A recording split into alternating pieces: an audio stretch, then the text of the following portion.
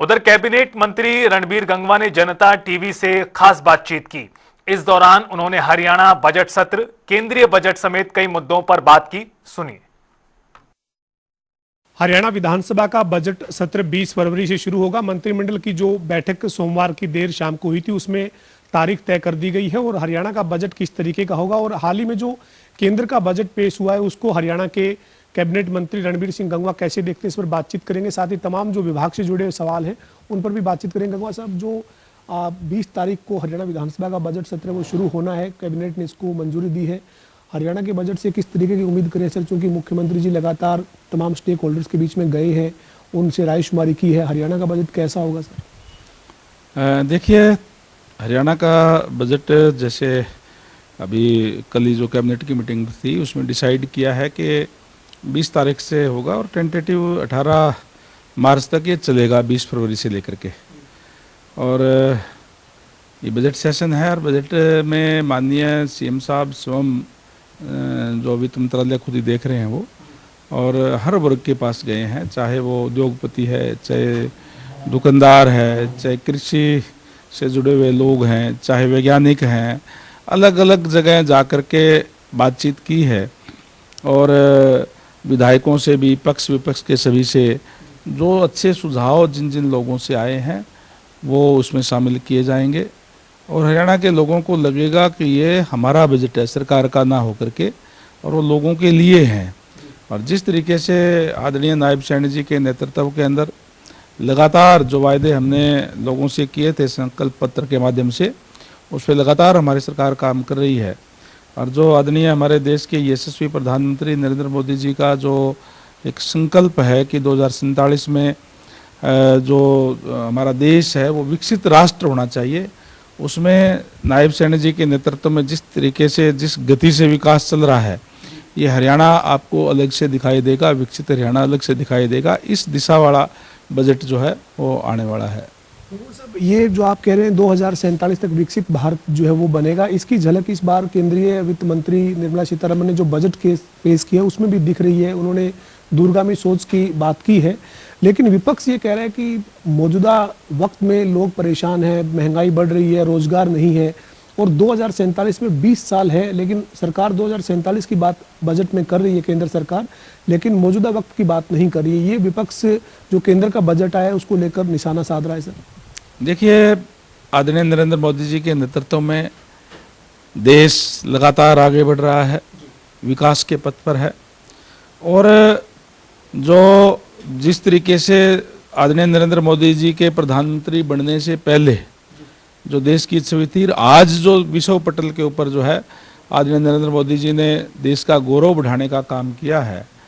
और ये लोग परेशान नहीं है, विपक्ष परेशान है, क्योंकि जिस विपक्ष ने लंबे समय तक इस प्रदेश के अंदर भी, देश के अंदर राजनीति करने का काम किया, जिस ट्रांसपेरेंसी के साथ आज चाहे देश के अंदर प्रदेश के अंदर जो कार्य हो रहे हैं और लोग आज खुश है, लोगों का एक जो खुश है या नहीं है इसका पैमाना जो है वो चुनाव होता है। और लगातार इस देश के अंदर भी पहली बार ऐसा हुआ है इस देश के इतिहास के अंदर कि लगातार भारतीय जनता पार्टी की सरकार पूर्ण बहुमत की बनी है, एनडीए की सरकार, और लगातार तीसरी बार हरियाणा के अंदर भी जो है भारतीय जनता पार्टी की सरकार आदरणीय नायब सैनी जी के नेतृत्व में बनी है। तो ये दिखाता है कि आज प्रदेश के लोग, देश के लोग भारतीय जनता पार्टी पर, आदरणीय नरेंद्र मोदी जी पर विश्वास जो है करते हैं। और जो बजट जो पेश किया है माननीय हमारी जो केंद्रीय फाइनेंस मिनिस्टर है निर्मला सीतारमण जी, आपने देखा कि किस तरीके से युवाओं को रोजगार देने वाला, युवाओं को जो स्वयं के रोजगार वो चलाने का काम करे, युवा जो है रोजगार मांगने वाला नहीं बल्कि रोजगार देने वाला बने, इसका भी प्रावधान करने का काम किया है।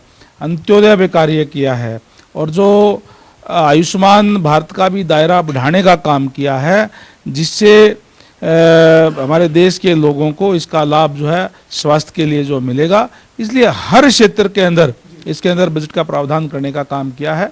मैं निर्मला सीतारमण जी को और हमारे देश के यशस्वी प्रधानमंत्री जी को इसके लिए बहुत बहुत बधाई देता हूँ। 20 तारीख से जो हरियाणा का बजट शुरू हो रहा है उसको लेकर विपक्ष ने सरकार को घेरना शुरू कर दिया है। अभय सिंह चौटाला भी कह रहे हैं और हरियाणा के जो नेता विपक्ष हैं भूपेंद्र सिंह हुड्डा साहब वो भी कह रहे हैं कि 4 लाख करोड़ का कर्ज इस प्रदेश पे है। बजट जो सरकार एलोकेट करती है वो आधे से ज़्यादा तो कर्जे का ब्याज देने में चला जाता है। तो बजट सत्र की आप तैयारी करें, लेकिन विपक्ष हमलावर है सर। देखिए, विपक्ष तो मैंने कहा ना, विपक्ष परेशान है, इसलिए इस तरीके की बातें करते हैं। कर्ज का एक जो हमारी जीडीपी कितनी है, हमारा जो रेवेन्यू कितना आना है, उसके तहत लिया जाता है। एक जो दायरा है उसके अंदर ही जो कर्ज जो लिया जाता है। कर्ज जो है स्टेट के डेवलपमेंट के लिए होता है, और लगातार हमारी जो सरकार है वो प्रदेश को आगे बढ़ाने के लिए आदरणीय नायब जी के नेतृत्व के अंदर लगातार कार्य चल रही है। आज हरियाणा विकास के पथ पर अग्रसर है। पब्लिक हेल्थ और पीडब्ल्यूडी दोनों महत्वपूर्ण विभाग है, सीधे जनता से जुड़े विभाग हैं। इन दोनों विभागों में बजट से क्या उम्मीद रहेगी सर आपको सर? देखिए, बजट पूरे प्रदेश का बनता है, और निश्चित रूप से चाहे वो पब्लिक हेल्थ की बात हो, चाहे पीडब्ल्यूडी की बात हो, निश्चित रूप से उस बजट के अंदर पहले से और आगे जो बढ़ा करके ही दिया जाएगा। और जिस तरीके से आज पूरे प्रदेश के अंदर हमने सड़कों को गड्ढा मुक्त बनाने का काम किया है, नया हमारा काम लगातार जो चल रहा है, इसी तरीके से निरंतर हमारा जो चाहे महाग्राम के काम हो, चाहे और जो डेवलपमेंट के काम हो, पब्लिक हेल्थ के अंदर चल रहे हैं। सर, आज भी आपने एक महत्वपूर्ण बैठक की है पब्लिक हेल्थ के साथ। कई जगह पर सर जल घरों में नीचे का वाटर लेवल जो है वो ऊपर आने के चलते पानी मिक्स होके लोगों को जो वो पीने के लिए मिल रहा है, बीमारियां फैल रही है। इसको लेकर क्या एहतियात बरती जा रही है, क्या विभाग ने दिशा निर्देश दिए हैं सर, और आज की बैठक में क्या चर्चा की गई है सर? देखिए पवन जी, 2 तरीके से हम पानी पीने का सप्लाई करते हैं। एक तो नहर आधारित और एक जो है ट्यूबवेल आधारित। जहाँ नहर आधारित हम पानी दे रहे हैं, कई जगह पे हमें ये दिक्कत परेशानी आई है कि जो वाटर लेवल है वो ज़्यादा ऊपर आ गया है। ऐसे ज़िले चरखी दादरी, हिसार, भिवानी, फतेहाबाद और सिरसा है, और वहाँ जहाँ वाटर लेवल ऊपर आ गया वो क्योंकि आरबीसी का जो नीचे बने हुआ था वो जो मिक्सअप हो गया ऊपर से नीचे तक। ऐसे हमने पूरे प्रदेश के अंदर 273 वाटर टैंक चिन्हित किए हैं जिसमें ये दिक्कतें आई है, और एक प्रपोजल बना करके माननीय सीएम साहब से बात की है, और हम एक मुश्त इनको जो है आने वाले अभी समय के अंदर इनको ठीक करने का काम करेंगे। आरसीसी का हम इसका नीचे से बनाएंगे ताकि वो मिक्सअप ना हो उसके, जिससे पानी के फिर वो शिकायतें आती है।